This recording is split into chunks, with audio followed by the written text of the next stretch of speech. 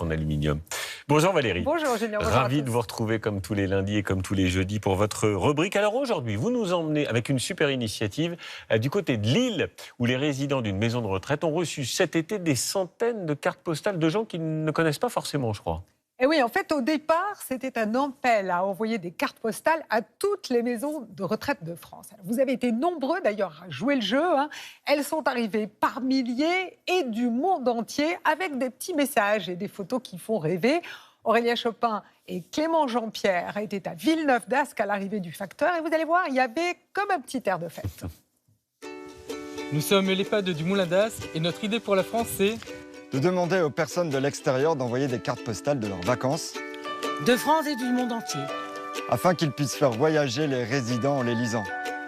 Chaque jour, c'est un peu la surprise. Bonjour messieurs, dames, voici le courrier du jour. La factrice arrive avec le courrier dans la main et ce matin-là, le record est battu. On en a au moins 16, avec des beaux timbres, c'est chouette. Merci beaucoup.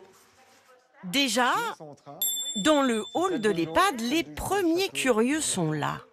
Là, c'est la Provence. oh, la belle Provence. À 93 ans, Ginette ne résiste pas à l'envie de découvrir les petits mots du jour. Un salut amical à tous les résidents. Un voyage au bord de l'eau. De beaux souvenirs, de jolies contrées. Nous, on ne peut plus voyager, donc avec les cartes postales, on peut voyager.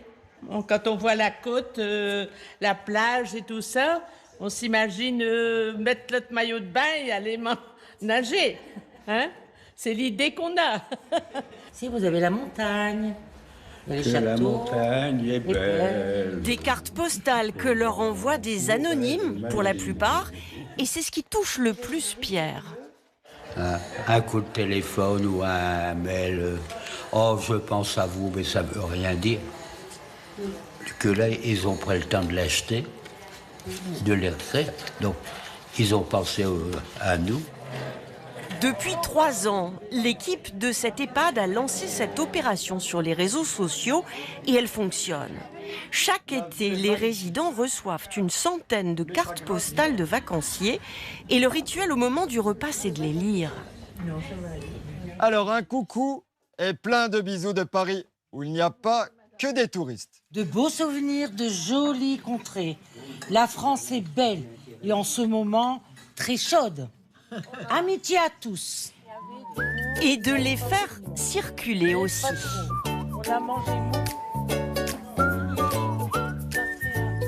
Une carte postale de Quiberon, par exemple, va rappeler beaucoup de souvenirs à Marcel, 99 ans.